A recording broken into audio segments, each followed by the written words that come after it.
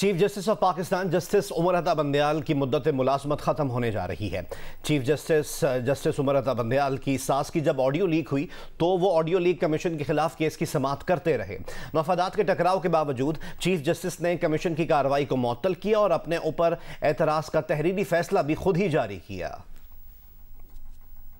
Chief justice Umar Ata Bandial की मुद्दत मुलाजमत खत्म होने जा रही है और वो अपना ओहदा छोड़कर सुप्रीम कोर्ट से रुखसत हो रहे हैं, लेकिन वो जो मीरास छोड़कर जा रहे हैं उसे सुप्रीम कोर्ट के मुतनाज़े तरीन किरदार से मुताल्लिक तारीख में हमेशा याद रखा जाएगा। चीफ जस्टिस उमर अता बंदयाल जिस हालत में सुप्रीम कोर्ट को छोड़कर जा रहे हैं वो जमहूरी हुकूमतों के दौरान तारीख की सबसे कमज़ोर और मुतनाज़े सुप्रीम कोर्ट है। एक ऐसी सुप्रीम कोर्ट है जिसके चीफ जस्टिस की सास की जब ऑडियो लीक हुई तो वो चीफ जस्टिस खुद ऑडियो लीक कमीशन के खिलाफ केस की समाअत करते रहे। मफादात के टकराव के बावजूद चीफ जस्टिस ने कमीशन की कार्रवाई को मुअत्तल किया और खुद अपने ऊपर एतराज़ का तहरीरी फैसला भी खुद ही जारी किया। एक ऐसी सुप्रीम कोर्ट है जिसके चीफ जस्टिस ने खुद एक बेंच बनाकर सुमोटो के इख्तियारात अपने आप तक महदूद कर दिए और जब उन इख्तियारात को महदूद करने के लिए कानून बना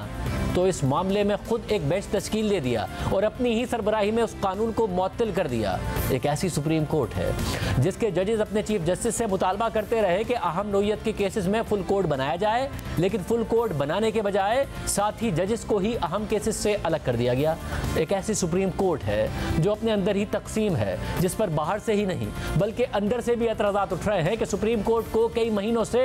स्टे ऑर्डर के जरिए चलाया जा रहा है। एक ऐसी सुप्रीम कोर्ट है जिसके चीफ जस्टिस पर अपने ही जजेस ने जानिबदारी का इल्ज़ाम लगाया, वन मैन शो के तहत सुप्रीम कोर्ट को चलाने का इल्ज़ाम लगाया, एक पार्टी का एजेंडा आगे बढ़ाने का इल्ज़ाम लगाया, आइन को दोबारा तहरीर करने का इल्ज़ाम लगाया और पार्लिमानी मामलात में मुदाखलत का इल्ज़ाम लगाया। और इस सियासी मुदाखलत की वजह से सुप्रीम कोर्ट का वक़ार बुरी तरह मुतासिर हो चुका है, जिस पर अवाम का एतमाद बुरी तरह मजरूह हो चुका है, जिस पर आइन के तहफ़्फ़ुज़ के नाम पर आइन की धज्जियाँ उड़ाने का इल्ज़ाम लग चुका है। और इन तमाम तर मामलात की जिम्मेदारी किसी और पर नहीं बल्कि खुद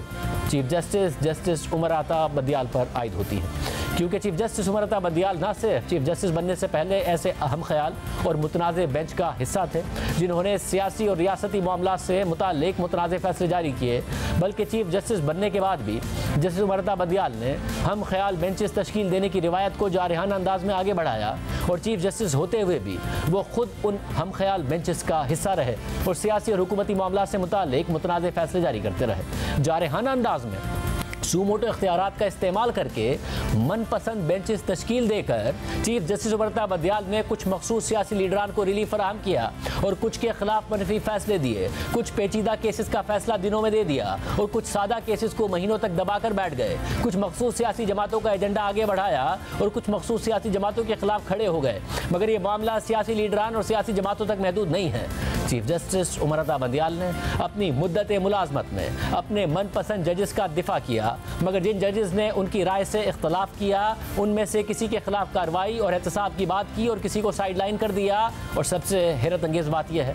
कि चीफ जस्टिस उमर अता बंदयाल अपने बाद बनने वाले चीफ जस्टिस काजी फ़ाइज़ ईसा के सामने खड़े हो गए। जस्टिस उमर अता बंदयाल के दौर में जस्टिस काजी फ़ाइज़ ईसा मुकम्मल तौर पर साइड लाइन कर दिए गए। ना सिर्फ उन्हें आम बेंचेस का हिस्सा नहीं बनाया गया बल्कि उनके बाद के सीनियर तरीन जज जस्टिस सरदार तारिक मसूद के साथ भी यही रवैया अपनाया गया और गुज़िश्ता कई दिनों से वो सिर्फ चैम्बर के कामों में मसरूफ़ हैं क्योंकि सुप्रीम कोर्ट एक स्टे ऑर्डर पर चल रही है।